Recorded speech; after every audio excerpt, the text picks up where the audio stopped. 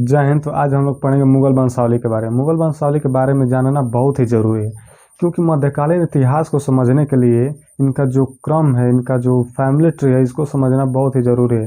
यदि हम लोग ये जान जाते हैं, जैसे मान लीजिए मुगल साम्राज्य में बहुत सारे शासक हुए, जैसे अकबर, बाबर, हुमायूं, औरंगजेब। तो इनका जो रूल करने का जो टाइम पीरियड था, यानी कितने समय तक इन्होंने शासन किया, किसके बाद कौन शासन किया, ये जानना बहुत जरूरी है। यदि हम लोग ये जान जाते हैं तो मध्यकालीन इतिहास को समझना बहुत ही आसान हो जाएगा। ठीक है, तो इस वीडियो में हम कोशिश करेंगे कि इनका फैमिली ट्री हम लोग सीख जाएं। ठीक है, सबसे पहले हम लोग बात करेंगे बाबर के बारे में, क्योंकि मुगल साम्राज्य का जो संस्थापक माना जाता है ये बाबर माना जाता है। अब देखिए, बाबर द्वारा ये लड़ी गई प्रमुख लड़ाइयाँ हैं। एक कौन लड़ाइयाँ? जैसे पानीपत का प्रथम युद्ध, खानवा का युद्ध, चंदेरी का युद्ध, घाघरा का युद्ध। ये कौन लड़ा है? बाबर। ठीक है, बाबर। अब देखिए, बाबर पानीपत का प्रथम युद्ध लड़ा था 1526 ईस्वी में। 1526 ईस्वी में। अब इसका टाइम पीरियड देखिए, 1526 से लेकर 1530 ईस्वी तक ये शासन करेगा। ठीक है, 1526 से लेकर 1530 ईस्वी तक। अब इसके बीच इसने कौन कौन से युद्ध लड़े ये देखिए। सबसे पहले 1526 में पानीपत का प्रथम युद्ध बाबर और किसके साथ हुआ था? इब्राहिम लोदी के साथ। इब्राहिम लोदी के बीच हुआ था। इब्राहिम लोदी के बीच हुआ था। ठीक है, 1526 ईस्वी में। अब इसके बाद हुआ खानवा का युद्ध अगले साल, यानी 1527 में खानवा का युद्ध हुआ। ये किसके बीच हुआ था? बाबर और खानवा का युद्ध हुआ था राणा सांगा के साथ। राणा सांगा के साथ हुआ था। ठीक है, 1527 में। फिर अगले साल यानी 1528 ईस्वी में। 1528 ईस्वी में चंदेरी का युद्ध हुआ। कौन सा? चंदेरी का युद्ध। अब देखिए, ये किसके साथ हुआ था? बाबर और मेदिनी राय के साथ हुआ था। मेदिनी राय के साथ। अब देखिए, फिर अगले साल यानी 1529 में घाघरा का युद्ध हुआ। ये किसके साथ हुआ था? बाबर और अफगानों के बीच हुआ था। अफगानों के बीच हुआ था। ठीक है, इसने 1530 ईस्वी तक रहा। 26 से लेकर 30 ईस्वी तक इसमें प्रमुख लड़ाइयाँ ये 4 हैं। ठीक है, अब देखिए, इसमें बाबर और इब्राहिम लोदी के बीच हुआ। बाबर जीत गया, इब्राहिम लोदी हार गया। और फिर खानवा का युद्ध हुआ बाबर और राणा सांगा के बीच। बाबर जीत गया और राणा सांगा हार गया। फिर चंदेरी का युद्ध हुआ 1528 में बाबर और मेदिनी राय के बीच। बाबर जीत गया, मेदिनी राय हार गया। फिर घाघरा का युद्ध हुआ 1529 में बाबर जीत गया, मेदिनी राय हार गया। ठीक है, अब इसको याद कैसे करेंगे? इसके लिए एक छोटा सा ट्रिक है, हम लोग उसको समझते हैं। सबसे पहले बाबर ने पानी के लिए युद्ध किया, यानी पानीपत का प्रथम। सबसे पहले पानी के लिए युद्ध किया 1526 में। ये आपको याद करना ही पड़ेगा। 1526 में पानीपत का प्रथम युद्ध हुआ था। ठीक है, सबसे पहले पानी का युद्ध हुआ। तो बाबर ऐसे बोल रहा था, पानी लो, यानी लोदी के साथ हुआ था। इब्राहिम लोदी के साथ। किसके साथ हुआ था? इसको कैसे याद करेंगे? बाबर क्या बोल रहा था? पानी लो, या इसमें अब लो आ रहा है तो इसको रिलेट कीजिए। इब्राहिम लोदी के साथ। ठीक है, इब्राहिम लोदी के साथ। बाबर जीत गया, इब्राहिम लोदी हार गया इसमें। ठीक है, पानी के लिए युद्ध हुआ। फिर अगले साल खाना के लिए यानी खानवा का युद्ध। पानी के लिए युद्ध हुआ, फिर अगले साल खाना के लिए युद्ध हुआ, यानी खानवा का युद्ध 1527 में। अब ये किसके साथ हुआ था? खानवा के साथ। तो बाबर क्या रहा है? खाना, यानी खाना खाएंगे लेकिन उसके संग खाएंगे। खाना उसके संग में खाएंगे। यानी राणा सांगा के साथ। खाना उसके संग खाएंगे, यानी राणा सांगा के साथ हुआ था। इसमें बाबर जीत गया, राणा सांगा हार गया। अब देखिए, पानी के लिए युद्ध हुआ, खाना के लिए युद्ध हुआ। ठीक है, लेकिन पानी और खाना थोड़ा देरी से मिला, उसके लिए भी युद्ध हो गया, यानी बाबर और मेदिनी राय के बीच। अब देखिए, मेदिनी राय को कैसे याद करेंगे? देरी से, यानी देरी से मिला तो अब गुस्सा हो गया, बोला कि चलो मैदान में चलो, अब वहाँ पे युद्ध होगा। देरी से मिला तो वो बोल रहा है कि चलो मैदान में चलो, यानी मैदानी मैदान, मैदानी मैदान, यानी मैदान में चलो, वहाँ अब युद्ध होगा। यानी देरी से मिला है ना खाना, तो मैदान में चलो, वहाँ पे युद्ध होगा। तो बाबर जीत गया और मेदिनी राय हार गया। बाबर और मेदिनी राय के बीच में कौन सा युद्ध हुआ था? चंदेरी का युद्ध। अब देखिए, पानी के लिए युद्ध हुआ, खाना के लिए हुआ, और थोड़ा देरी से मिला फिर युद्ध हुआ। अब ऐसा कोई मान लीजिए शासक है जो घाघरा के लिए युद्ध कर दे, घाघरा के लिए भी युद्ध कर दिया।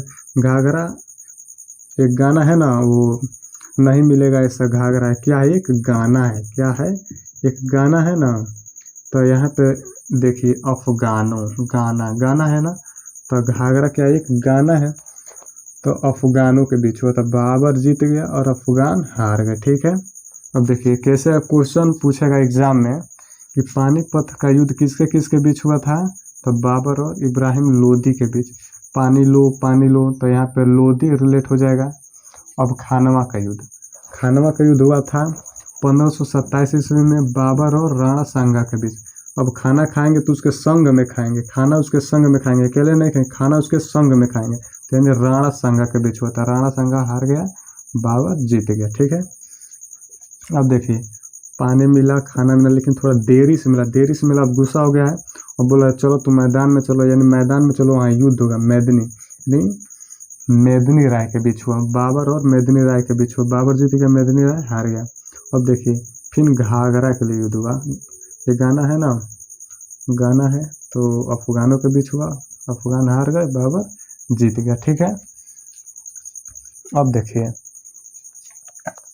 यहाँ पे बाबर 1526 से लेकर 1530 ईस्वी तक। ठीक है। अब इसका बेटा हुआ हुमायूं। हुमायूं अब शासन करेगा। ठीक है। हुमायूं शासन किया 1530 से लेकर यहाँ, जब ये 1530 में इसका डेथ होगा तो उसके बाद ही ना यह शासन करेगा, यानी 1530 से स्टार्ट होगा, 1530 से लेकर 1556 ईस्वी तक। ठीक है। 1530 से 1556 ईस्वी तक। और फिर इसका बेटा हुआ अकबर। अकबर 1556 से लेकर, यहाँ पे 56 में इसका डेथ हो गया, तब 56 से लेकर 1605 ईस्वी तक अकबर चलेगा। ठीक है। अब इसका शासन चलेगा 1556 से लेकर 1605 ईस्वी तक। अब देखिए 1556 में पानीपत का प्रथम युद्ध 1526 में, पानीपत का सेकेंड युद्ध हुआ था 1556 में। ठीक है। अकबर 1556 से लेकर 1605 ईस्वी तक चलेगा। अब इसका फिर बेटा हुआ जहांगीर। जहांगीर अब शासन करेगा 1605 से लेकर 1627 ईस्वी तक। ठीक है। फिर इसका बेटा होगा शाहजहां। शाहजहां फिर 1627 से लेकर 1658 ईस्वी तक शासन करेगा। फिर इसका बेटा हुआ औरंगजेब। औरंगजेब 1658 से लेकर 1707 ईस्वी तक शासन किया। ये जो शासक थे, ये मुगल साम्राज्य के बहुत ही काबिल शासक थे। इन्होंने बहुत ही अच्छा काम किया था अपने शासन काल में। ठीक है। लेकिन इसके बाद के जो शासक है उतना काबिल नहीं थे। अब देखिए, औरंगजेब की मृत्यु के बाद क्या हुआ हम लोग वो समझते हैं। देखिए, अब औरंगजेब की मृत्यु हो गई 1707 ईस्वी में। कब हुआ था? 1707 ईस्वी में इसका मृत्यु हो गया। अब देखिए, इसके 5 लड़के हुए, बहादुर शाह, काम बख्श, मोहम्मद आजम, मोहम्मद सुल्तान और अकबर। 5 लड़के हुए। अब उस समय ये नहीं कुछ कहा गया था कि सबसे बड़ा बेटा ही शासन करेगा, ऐसा कुछ नहीं था। ठीक है। अब शासन करने के लिए इन सब में क्या हो गया? लड़ाई हो गया। लड़ाई जब हो गया तो मोहम्मद सुल्तान और मोहम्मद आजम, अकबर, ये तीनों मारे गए। ठीक है। और ये जो काम बख्श है, इसका पोता आगे चलकर कुछ समय के लिए शासन करेगा। ठीक है। लेकिन इनका ना कोई पुत्र है ना कोई पोता है, इनका कोई अब काम नहीं है। ठीक है। इन तीनों का, अकबर, मोहम्मद आजम, मोहम्मद सुल्तान का। ठीक है। ये इनका कहानी यहीं पे ख़त्म हो गया। अब शासन कौन करेगा? बहादुर शाह, क्योंकि ये जीत गया था। ठीक है। इन सभी को मार दिया और ये जीत गया, तब शासन कौन करेगा? बहादुर शाह। और ये जो काम बख्श है इसको थोड़ा आप याद करिएगा, क्योंकि काम बख्श आगे चलकर ये तो नहीं, लेकिन इसका पोता कुछ समय के लिए शासन करेगा। ठीक है। औरंगजेब के कितने लड़के थे? 5। बहादुर शाह, मोहम्मद आजम, मोहम्मद सुल्तान और अकबर। इन तीनों का कोई काम नहीं है अब, क्योंकि ये मारे जा चुके हैं, और काम बख्श का भी कोई काम नहीं है, बस इसका पोता आगे चलकर कुछ समय के लिए शासन करेगा। और बहादुर शाह कितने दिन तक शासन करेगा? इस 1707 से लेकर 1712 ईस्वी तक। ठीक है, 1707 से लेकर 1712 ईस्वी तक ये शासन करेगा। अब देखिए बहादुर शाह के बारे में हम लोग पढ़ते हैं। अब हम पढ़ेंगे बहादुर शाह के बारे में। बहादुर शाह कौन है? औरंगजेब का बेटा है। जब औरंगजेब की मृत्यु हो जाती है 1707 ईस्वी में, तो बादशाह कौन बनता है? बहादुर शाह। बहादुर शाह के बारे में हम लोग अब पढ़ते हैं कि इसके बेटे ने कितना दिन तक शासन किया, कौन कौन इनके बेटे थे, इन सब के बारे में हम लोग पढ़ेंगे। आइए देखते हैं। अब जब 1707 ईस्वी में औरंगजेब की मृत्यु हो जाती है, तो बादशाह कौन बनता है? बहादुर शाह। अब इसका शासनकाल कब से कब तक चलेगा? 1707 से लेकर 1712 ईस्वी तक इसका शासन चला। अब देखिए, जब 1712 ईस्वी में बहादुर शाह की मृत्यु हो जाती है, तो बादशाह कौन बनेगा? अब देखिए, इनके 4 पुत्र थे, यानी 4 बेटे थे। जहान शाह, जहांदार शाह, अजीम उस शान और रफ़ी उल कदर, 4 बेटे थे। अब इन चारों बेटों के बीच में संघर्ष छिड़ गया कि हम बादशाह बनेंगे। ठीक है, जिसमें विजय किसका हुआ? जहांदार शाह के। और ये तीनों बेटे मारे गए। जहान शाह मारा गया, अजीम उस शान मारा गया और रफ़ी उल कद्र मारे गए। ठीक है, ये 4 भाई थे, इसमें से 3 भाई मारे गए और राजा कौन बन गया? जहांदार शाह, ये बादशाह बन गया। ठीक है। अब देखिए, इसका शासनकाल 1712 ईस्वी से लेकर 1713 ईस्वी तक मात्र 1 साल तक चला था। 1712 से लेकर 1713 ईस्वी तक। ठीक है। अब देखिए, ये 4 भाई थे। अब इसमें से एक भाई था इनका अजीम उस शान। जहांदार शाह का एक भाई था अजीम उस शान। इनका एक बेटा था फर्रुखसियर अपने चाचा। फर्रुखसियर का चाचा कौन है? जहांदार शाह। फर्रुखसियर ने अपने चाचा को गद्दी से हटाकर अब वो खुद राजा बन गए, खुद बादशाह बन गए फर्रुखसियर। अब 1713 से लेकर 1719 तक 1713 से लेकर 1719 तक बादशाह ये बना। ये किसके सहायता से बना था? सैयद बंधुओं के चलते। सैयद बंधु, उस मुगल साम्राज्य में सैयद बंधु 2 भाई थे। सैयद बंधु 2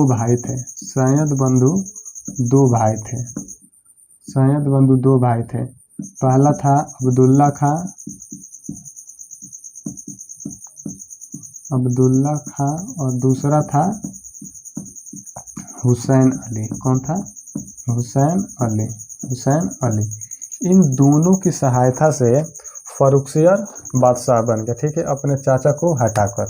ये 1713 से लेकर 1719 ईस्वी तक चला। ठीक है, लेकिन अब इन दोनों ने, अब्दुल्ला खां और हुसैन अली, इसका गला घोटकर मार दिए। इसको क्या किए? गला घोटकर मार दिए। अब इसके बाद बादशाह कौन बनेगा? 1719 ईस्वी में इसकी मृत्यु हो गई। अब अजीम उस शान का एक भाई था रफ़ी उल कद्र। 4 भाई थे ना। अजीम उस शान का भाई कौन था? रफ़ी उल कद्र। अब ये सैयद बंधु अब्दुल्ला खां और हुसैन अली बादशाह किसको बना दिया? रफ़ी उल दरजात। ये किसका पुत्र था? रफ़ी उल कद्र। रफ़ी उल कद्र के 3 पुत्र थे। कितने? 3 पुत्र, रफ़ी उल दरजात, रफ़ी उल दौला और मोहम्मद इब्राहिम। ठीक है, तो अब्दुल्ला खां और हुसैन अली की सहायता से बादशाह कौन बना? रफ़ी उल दरजात 1719 में, क्योंकि 1713 से लेकर 1719 तक शासन कौन किया था? फर्रुखसियर। अब 1719 ईस्वी में जब इसकी मृत्यु हो जाती है, बादशाह कौन बन गया? रफ़ी उल दरजात। लेकिन ये 1719 ईस्वी में ही किसी कारणवश मारा गया। मात्र ये 95 दिनों तक शासन किया। ठीक है, फिर इसके बाद जब इसकी मृत्यु हो जाती है, तो इसका भाई रफ़ी उद दौला को बादशाह बनाया जाता है। ये भी केवल 105 दिन, केवल 105 दिन शासन करता है। ठीक है, अब देखिए इतना तक आपको समझ में आ गया। और देखिए 1719 ईस्वी तक। अब इसके बाद कौन बादशाह बना? मुहम्मद शाह रंगीला। देखिए मुहम्मद शाह रंगीला, ये किसका बेटा था? जहान शाह का। किसका बेटा था? जहान शाह का। देखिए ये तीनों भाई तो शासन नहीं किए, लेकिन इन तीनों भाइयों के जो बेटे थे उन सभी ने शासन किया। रफ़ी उल कद्र ने शासन नहीं किया, लेकिन इनके तीनों बेटों ने शासन किया। जहान शाह शासन नहीं किया, लेकिन इनका बेटा मुहम्मद शाह शासन करेगा। फिर अजीम उस शान शासन नहीं किया, लेकिन इनका बेटा फर्रुखसिया शासन किया। ठीक है, देखिए अब जहान शाह का बेटा कौन था? मुहम्मद शाह। कौन था? मुहम्मद शाह। इसको रंगीला भी बोलते हैं। क्या बोलते हैं? रंगीला, क्योंकि ये बहुत ही रंगीन मिजाज का आदमी था। हमेशा शराब और नाच गाना में व्यस्त रहता था। ठीक है, इसलिए इसको रंगीला बोलते थे। अब इसका शासनकाल 1719 से लेकर 1748 ईस्वी तक चला। 1719 से लेकर 1748 ईस्वी तक।